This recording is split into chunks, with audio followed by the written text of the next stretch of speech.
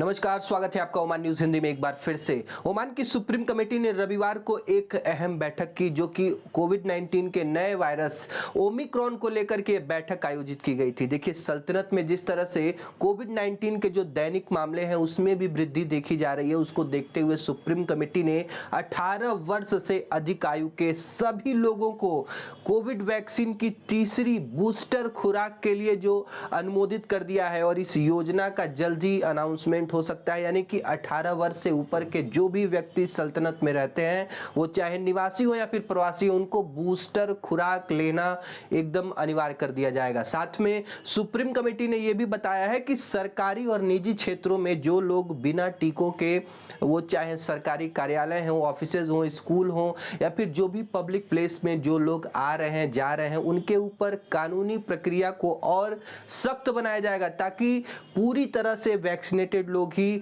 सभी सार्वजनिक जगहों पर ही आ और जा सकें। सुप्रीम कमेटी ने इस बात पर भी जोर दिया कि मंदिर, मस्जिद और जो सार्वजनिक गतिविधियां हैं, अंतर्राष्ट्रीय सम्मेलन है, विवाह है, कोई फंक्शन में जाने वाले लोगों के ऊपर 50% से ज्यादा लोग उसमें शामिल न हो। उस कार्यक्रम में इस बारे में भी जो कानून बनाए जा रहे हैं और जो भी ऑर्गेनाइजेशन है, जो भी इसके आयोजक हैं, उनको इसके बारे में जो जानकारी दी जा रही है कि यदि आपके समारोह में 50% से क्षमता से ज्यादा जो लोग आएंगे तो आपके ऊपर जुर्माना लगाया जाएगा। सुप्रीम कमेटी ने कहा है कि लोगों को कोविड-19 से बचने के लिए, ताकि ओमान में फिर से लॉकडाउन ना हो, ओमान में फिर से किसी प्रकार की और कठोर कार्रवाई सुप्रीम कमेटी लागू न करे, उससे बचने के लिए मास्क लगाइए, सोशल डिस्टेंसिंग मेंटेन रखिए, समय पर हाथ धोते रहिए, एक दूसरे से हाथ मिलाने से बचिए और हो सके पॉसिबल हो तो अपना वैक्सीन जल्द से जल्द लगवा लें।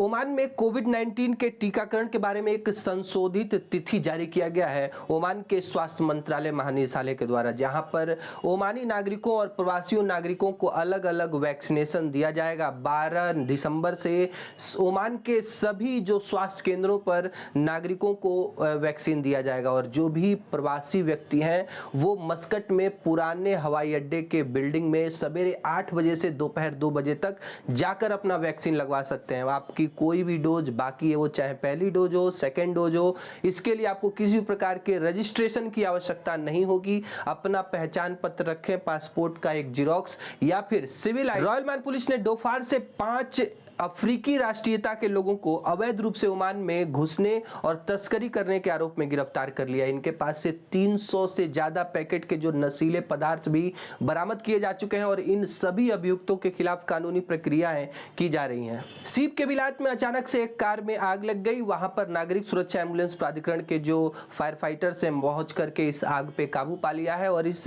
दुर्घटना में किसी के भी चोटिल होने की कोई खबर नहीं आ रही है। नाइजीरिया सरकार ने एक बहुत बड़ा फैसला सुनाते हुए कहा है कि जैसा कि कनाडा, ब्रिटेन और अर्जेंटीना, सऊदी अरब ने नाइजीरिया को रेड लिस्ट कंट्री में ऐड किया, इसके जवाब में नाइजीरिया सरकार ने इन चारों देशों के ऊपर प्रतिबंध लगा दिया है। जी हां, कनाडा, ब्रिटेन, अर्जेंटीना और सऊदी अरब के नागरिक अब नाइजीरिया में नहीं जा सकते हैं। ओमिक्रॉन के खतरे को देखते हुए इन चारों देशों ने नाइजीरिया को रेड लिस्ट में डाला था और उसके जवाब में नाइजीरिया सरकार ने इन्हीं देशों को बैन कर दिया है। मामूम सुल्तान हैतम बिन तारिक यूनाइटेड किंगडम के निजी यात्रा पर 14 दिसंबर को रवाना होंगे। देखिए, इस यात्रा के दौरान महामहिम सुल्तान के साथ एक प्रतिनिधि मंडल होगा, जिसमें रक्षा मामलों के उप प्रधानमंत्री, संस्कृति, खेल, युवा मंत्री, शाही कार्यालय के मंत्री, विदेश मंत्री और ओमान सल्तनत के राजदूत भी शामिल होंगे। महामहिम की यात्रा का उद्देश्य ओमान और यूके के बीच संबंधों को और उन्नत करना है। 2 अक्टूबर के महीने में ओमान में आए चक्रवाती तूफान शाहीन से हुए नुकसान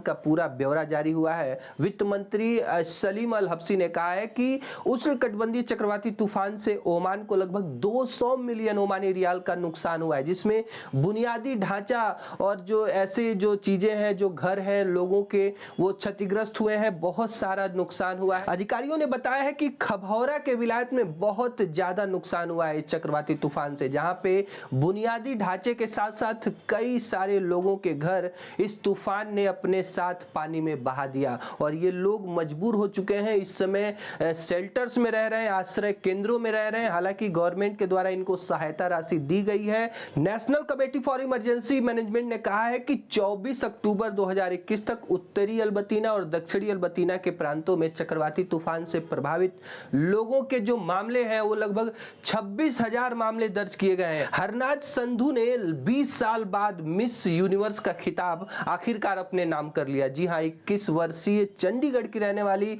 हरनाज संधू ने पैराग्वे की नादिया फरेरा को हराकर ये मिस यूनिवर्स का खिताब अपने नाम किया है।